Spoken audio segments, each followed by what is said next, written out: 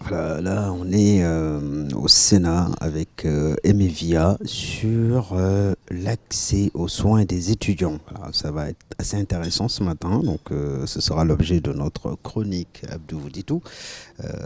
Juste le temps que je finisse de prendre mon café, Alex, hein, ne déconnons pas non plus. Et ce sera, figure-toi, une façon d'interpeller les candidats par rapport au programme de santé pour les jeunes. Voilà, ils sont assez déterminés. C'est vrai qu'ils n'ont pas accès à grand-chose.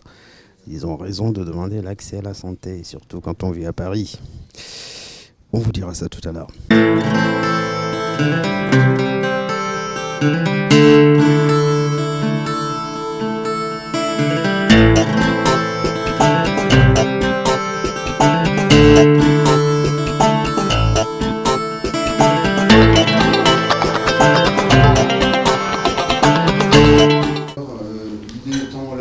Travailler pas seulement auprès des étudiants, mais de pouvoir travailler en amont aussi, auprès notamment des lycéens, à la fois avec les lycéens eux-mêmes, sur le même principe d'une prévention par les pairs, mais également de pouvoir associer à ça le corps enseignant et puis les différents corps scolaires pour avoir des vraies stratégies de prévention qui permettent aux élèves les plus âgés d'intervenir auprès des élèves les plus jeunes, partant du principe que l'éducation par les pairs, c'est ce qui va permettre vraiment de susciter ces changements de croyances, de comportements, basés aussi sur peut-être le côté un petit peu modèle qu'on pourrait attribuer aux élèves les plus âgés. Nous, on ne se situe pas tellement sur la question de quelles compétences pour quelle collectivité territoriale, mais plutôt sur la nécessité d'avoir ce chèque santé qui aujourd'hui est porté par les collectivités territoriales. L'intérêt qu'il soit porté par les collectivités territoriales, c'est aussi que ça puisse prendre en compte de façon complémentaire, adjacente, des spécificités sanitaires en fonction des différentes régions. Abdou, oui. Tu bouffes dans toutes les chroniques, toi? Écoute, c'est génial. Ce matin, je suis sérieux. On est au Sénat, mon gars. On n'est pas là pour rigoler. On est au Sénat. Et là, je peux te dire que c'est la grande chemise blanche, toute propre. Les baskets, ça le fait pas trop, mais quand même. On a un mot d'étudiant aujourd'hui. On a un mot d'étudiant parce que ils veulent interpeller les candidats pour la présidentielle de 2017. On parle encore de l'accès aux soins pour des étudiants en France en 2017. C'est quand même assez incroyable, mais bon, on verra ce qu'ils nous en disent.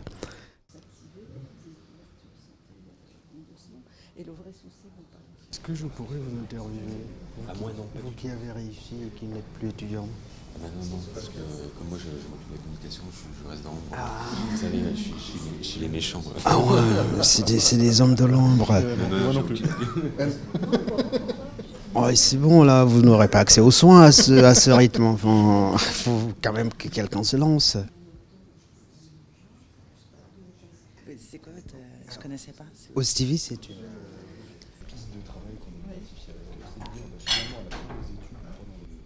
Tu te prends pas mal devant quand même, hein, j'ai remarqué comme chroniqueur. Écoute, cette chaîne, à nous donner ou pas? on a trimé pour la faire cette chaîne. Hein. Je vais voir avec un élu. Tiens, il y a un élu, ça c'est important. Bonjour monsieur les élus, messieurs les élus. Oh, je suis impressionné.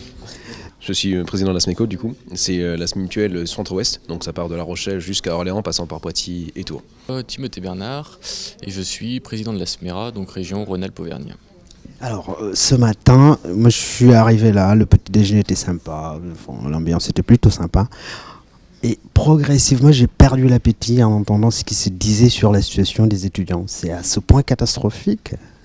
La situation est assez compliquée parce qu'on avait une bonne gestion de santé étudiante auparavant, sauf que depuis l'Empire, on voit justement que la crise augmente, les étudiants, eux, vont sacrifier leurs soins. Ils vont préférer justement, à cause des charges, tout ce qui est le logement, tout ce qui est les charges EDF, etc.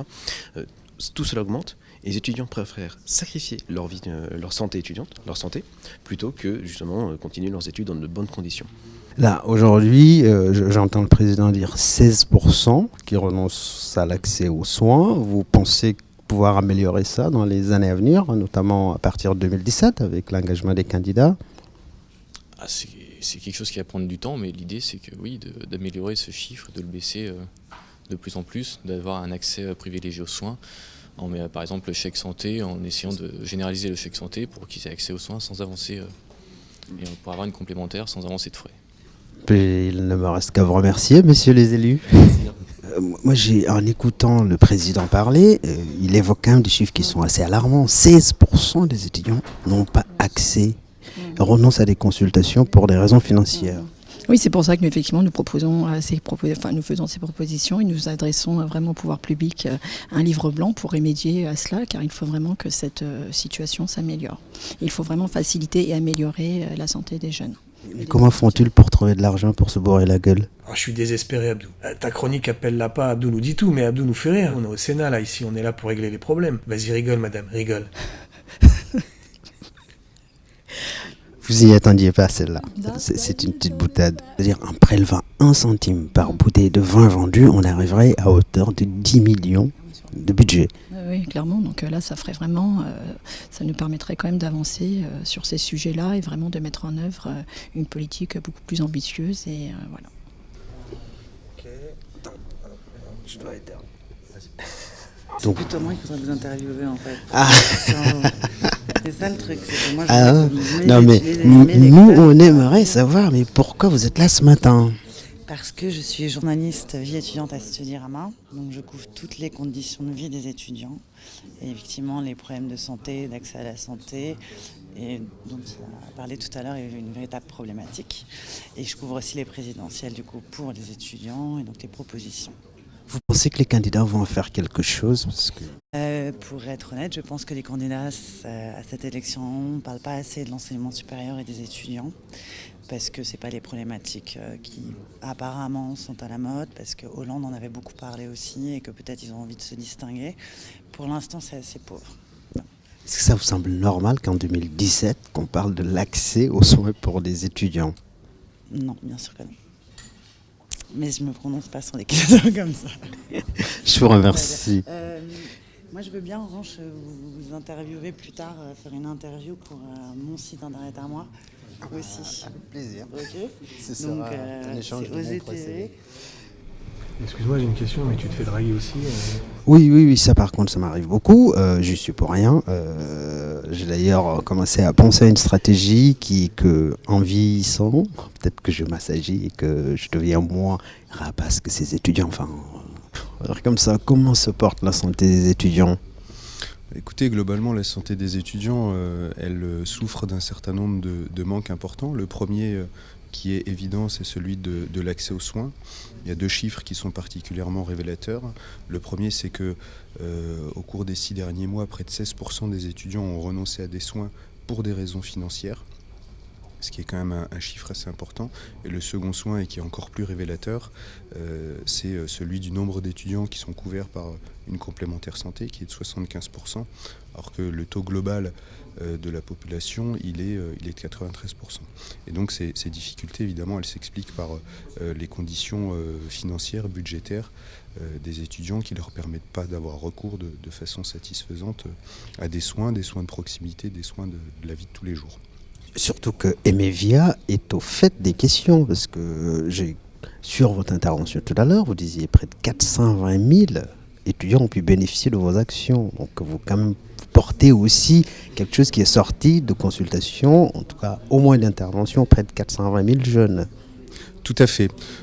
Emevia, c'est le réseau des mutuelles étudiantes régionales, qui sont des mutuelles étudiantes de proximité, qui sont implantées dans les territoires. Et on fait au quotidien un vrai travail de prévention par les pairs. C'est-à-dire que ce sont des étudiants que nous formons qui vont réaliser ces actions de prévention auprès d'autres étudiants. Et effectivement, sur l'année écoulée, c'est près de 1200 actions de terrain qui ont été réalisées auprès de 420 000 étudiants. Ce contact direct, cette présence sur le terrain, là aussi, en plus de l'enquête par exemple, elle nous permet d'être en prise avec les réalités des étudiants, avec ce qu'ils attendent et ce qu'ils vivent, et donc de pouvoir porter une parole qui est ancrée sur des choses de terrain, des choses qu'on voit tous les jours. Alors on va faire un paramètre. Après 2017, j'aimerais qu'on se revoie et que vous me disiez, voilà, monsieur tel est élu et voilà ce qu'il en est des 17 propositions. On se donne ce pari? On se donne rendez-vous. Merci beaucoup. Merci à vous. Tu peux juste refaire la dernière, excuse-moi. Ah, je suis désolé, c'était la meilleure. Je suis stagiaire, tu sais. Ah, attends, faut que je m'y remette là dans le truc. Alors, Ahmed, on se fait un pari. Après 2017, il faudrait que vous me disiez lequel des candidats. Oh non, c'est pas bon. J'ai foiré le truc. Moi, je suis dans la spontanéité. Ouais, la première était bien. Enfin, Ahmed, on se fait un pari. Après 2017, il y aura un candidat d'élu. Et j'aimerais qu'on se revoie et que vous me disiez ce qui a été pris en compte dans ces 17 propositions. Ok, on prend rendez-vous. Merci beaucoup. Merci à vous. On tope pas dans la main, c'est un pari, normalement on tope. On top. On a topé? Ça te va? Bon, c'est moi qui gère, hein. Tu te calmes un peu. Tu veux me garder où pas? Ici, il y a Kim Star.